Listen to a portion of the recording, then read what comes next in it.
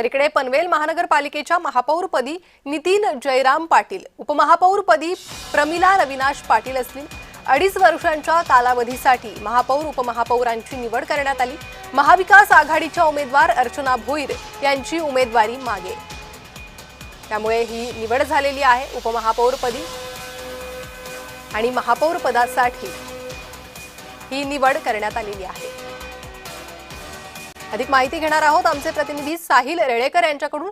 साहिल, काय अधिक माहिती? पनवेल महापौरपदी आणि उपमहापौरपदी निवड करण्यात आलेली आहे। प्रणिता, जवळपास 3.5 वर्षांनंतर पनवेल महानगरपालिकेला महापौर लागलेले आहेत।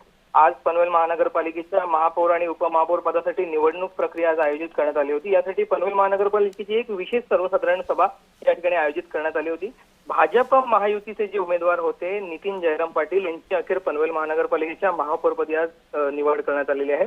महाविकास आघाडीच्या ज्या महापौर पदाच्या उमेदवार होत्या अर्चना भोईर यांनी या ठिकाणी त्यांचा उमेदवारी अर्ज मागे घेतला। त्यानंतर भाजपचे नितीन पाटील हे महापौरपदी बिनविरोध म्हणून निवडून आलेले आहेत। विशेष एक बाब म्हणजे ज्या वेळेला निवडणुकीचा कार्यक्रम जाहीर झाला होता त्यावेळेला सर्वात प्रथम जे बिनविरोध निवडून आले होते ते नितीन पाटील हे होते आणि आज पुन्हा एकदा ही जी महापौर पदाची जी ही निवडणूक पार पडली त्यामध्ये देखील नितीन पाटील हे बिनविरोध म्हणून महापौरपदी निवडून आलेले आहे। त्याचबरोबर ज्या भाजप महायुतीच्या ज्या उपमहापौर पदाच्या ज्या उमेदवार होत्या प्रमिला रविनाथ पाटील यांची देखील या ठिकाणी बिनविरोध निवड झालेली आहे। महाविकास आघाडीच्या ज्या उमेदवार होत्या लीला कातकरी यांनी आपला ऐनवेळी निवडणुकीचा उपमहापौर पदाचा जो अर्ज आहे तो मागे घेतला।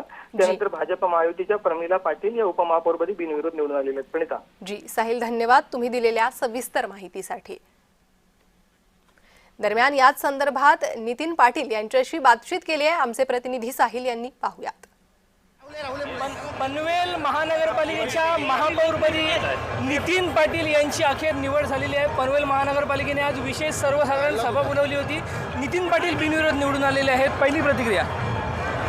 सर्वप्रथम मी राज्याचे मुख्यमंत्री देवेंद्रजी फडणवीस साहेब, आमचे प्रदेशाध्यक्ष रवींद्रजी चव्हाण साहेब, लोकनेते रामशेठ ठाकूर साहेब, आमचे आमदार प्रशांतजी ठाकूर साहेब, आमदार महेशजी बालदी साहेब, जयम म्हात्रे साहेब, अविनाशजी कोळी साहेब आणि आमचे अरुणशेठ भगत साहेब यांचं सर्वांचं आणि सर्व पक्ष संघटनेचं परेशजी ठाकूर साहेब यांचं सर्वांचं मनपूर्वक आभार मानतो की त्यांनी मला या महापौर पदाची संधी दिली। हा पक्ष संघटनेचा विजय आहे आणि सर्व पक्ष कार्यकर्त्यांमुळे मी या पदापर्यंत पोहोचलेलो आहे। भाई, प्रत्यक्ष निवडणुकीमध्ये बिनविरोध निवडून आलात, आज महापौर म्हणून देखील बिनविरोध निवडून आलात, काय वाटतंय? चांगलं वाटतंय। म्हणजे मी बिनविरोध निवडून येणं हे आमच्या वाढलेल्या पक्ष संघटनेचं प्रतीक आहे। पक्ष संघटना वाढल्यामुळे विरोधी पक्षांना आता उमेदवार राहिलेले आहेत। कालसुद्धा आपण बघितलेलं आहे की पनवेल तालुक्यामध्ये पनवेल पंचायत समितीमध्ये 16 पैकी 15 भारतीय जनता पार्टी आणि युतीच्या आलेल्या आहेत। त्यामुळे आपण समजू शकता की बिनविरोध मी का आलो। बरं, 3.5 वर्षानंतर म्हणजे प्रशासकीय राजवट 3.5 वर्षानंतर प्रशासकीय राजवट संपून लोकप्रतिनिधींचं शासन आलेलं आहे महापालिकेत। हो, निश्चितच आनंद आहे, कारण प्रशासकीय काळामध्ये किती म्हटलं तरी आपण सामान्य म्हणजे चांगल्या कार्यकर्त्यांची कामं होतात, पण सामान्य नागरिकांना मात्र खूप त्रास सहन करावा लागतो लोकप्रतिनिधी त्यांचा हक्काचा नसल्यामुळे। पण आता तो त्रास दूर होईल असं मला वाटतं। भाई, एक शेवटचा प्रश्न, आपण देखील ग्रामीण भागातून आलेला आहात, पनवेलसारख्या शहराचं नेतृत्व करणार आहात, पनवेलकरांना काय आश्वासित कराल? मी जरी ग्रामीण भागातून आलो तरी माझं शिक्षण पनवेल शहरातच झालं आहे। माझं कॉलेजचं शिक्षण हे मुंबईमध्ये झालं।